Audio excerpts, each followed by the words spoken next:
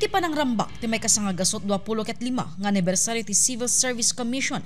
Nagkaykaysa dagiti empleyado ti gobyerno probinsyal, national agencies, ken empleyado ti munisipyo ti Bangged iti nayuswat nga flag raising ceremony. Dito'y anaibinsa-binsa dagiti nagapuanan ti baro nga administrasyon sipod nagtugaw da idi bulan ti Hulyo maibasar pay meten iti 8-point executive agenda. Iti babayan ti healthcare service na idatag iti kalikagom ang mapagbalin ti Abra Provincial Hospital iti sidong ti DOH. Tigam tayo tulangin na po nga probinsya will be the 4 district hospital. Ito'y parte ti La Paz, Dolores, Bukay, ken Visiosa. But we're planning to transfer Dolores to Manabo. It will cater Bulinays, Lapadan, Luba. Di malang ti orientation nagiti midwives na adaan aktibidad seknan ti universal healthcare ken mental health wellness ken vaccination activity. To ensuring that every Abreño receives accessible and quality healthcare. The provincial government of Abra remains steadfast in doing everything possible to advance our health programs and facilities because every Abreño deserves nothing less than accessible and quality health care.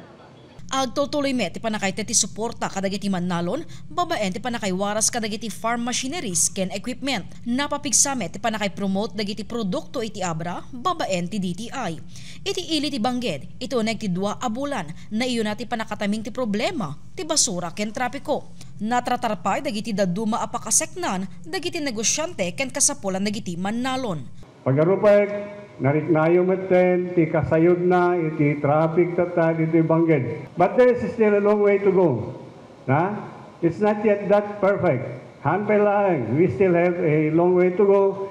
And the Sangguniang Bayan of Bangged is busy fine-tuning the enhanced ordinance on traffic management and solid waste management. Iti biyang ti peace and order, kinumendar ni Mayor Pope, tinapaspas a panagresponde ti pulisya ti Bangged, kadagiti naglabas a police report. Agpadang yung mapela ni Vice Governor Ann ken Mayor Pope, iti kooperasyon iti umili para itinasaysayod a panakagunod itagtultuloy a progreso. Iti panangrambak ti anibersaryo ti Civil Service Commission, nakasentro dito iti panangbigbig ti kontribusyon, dagiti empleyado ti gobyerno, nga daan tema, bawat kawani, lingkod bayani, puso, dangal at galing para sa bayan. Highlights the contributions of the country's public sector workforce in bringing into fruition the aspirations of a bagong Pilipinas through the display of patriotism, excellence, and integrity in the performance of our duties,